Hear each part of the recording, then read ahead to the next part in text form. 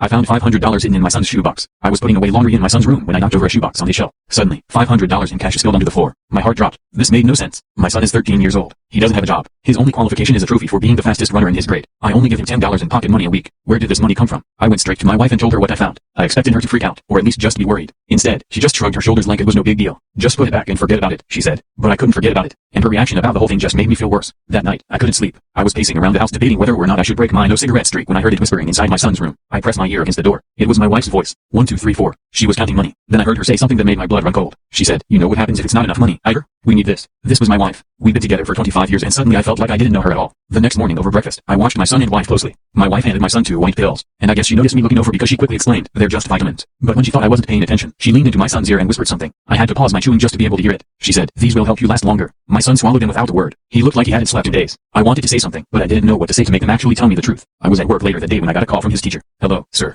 Your son has been falling asleep in class almost every day. Is everything okay at home?" I didn't even know what to say, so I lied. "Yes," I said before hanging up. Enough was enough. When I got home, I cornered my wife in our bedroom. "Something's wrong with Iger. Really wrong. Drop it."